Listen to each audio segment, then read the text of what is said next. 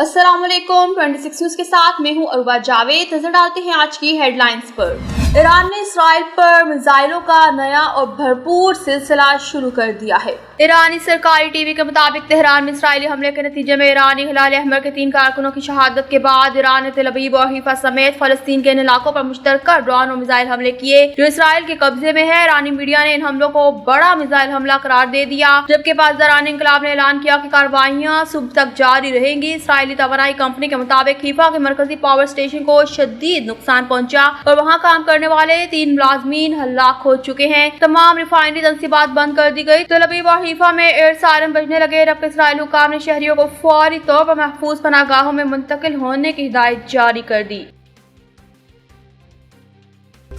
पाकिस्तान मुस्लिम league नून के सरबराह और साबिक वज़ीर आज़म नवाज शरीफ का कहना है कि हम हमेशा से ईरान के साथ खड़े थे और खड़े रहेंगे। लंदन में मीडिया से गुफ्तगू करते हुए साबिक वज़ीर आज़म नवाज शरीफ ने इसराइल की जानिब से ईरान पर हालिया हमलों की शदीद मज़म्मत की और पाकिस्तान की एटमी ताकत को मुल्क की खुशनसीबी करार दिया। साबिक वज़ीर आज़म ने कहा कि पाकिस्तान की खुशनसीबी है कि वो आज एटमी ताकत रखता है और हमने ये एटम बम जंग के लिए नहीं बल्कि अमन के लिए बनाया। नवाज शरीफ ने ईरान पर हमलों पर सवाल उठाते हुए कहा कि ईरान पर हमला करना कौन सी इंसानियत है। उन्होंने मजीद कहा कि हम ईरान के साथ खड़े थे और खड़े रहेंगे। इनका कहना था कि वज़ीर आला पंजाब मरीम नवाज और वज़ीर आज़म शहबाज शरीफ को बेहतरीन बजट पेश करने पर मुल्क की तरक्की की तरफ एक मस्बत कदम है। उन्होंने कहा कि शहबाज शरीफ और मरीम नवाज नेक नियति के साथ काम कर रहे हैं और पाकिस्तान मुश्किलात से बाहर निकलता नजर आ रहा है। पहले तो सिर्फ तनज़्ज़ुली थी।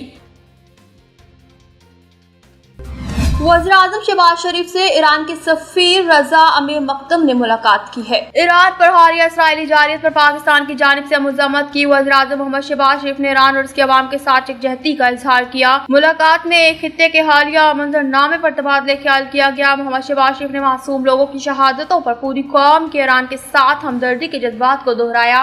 वज़ीर आज़म ने ईरानी सदर के साथ अपने टेलीफोनिक गुफ्तगू का हवाला दिया। मोहम्मद शहबाज शरीफ ने गुफ्तगू करते हुए कहा कि पाकिस्तान ने अक़वाम मुत्तहिदा की सलामती कौंसिल में ईरान की हिमायत की। इसराइली हमले अक़वाम मुत्तहिदा चार्टर और आलमी कानून की मुकम्मल खिलाफ वर्जी है। वाज़ेह रहे कि वज़ीर आज़म मोहम्मद शहबाज शरीफ और ईरानी सफीर की मुलाकात international maritime expo and conference के मौके पर हुई।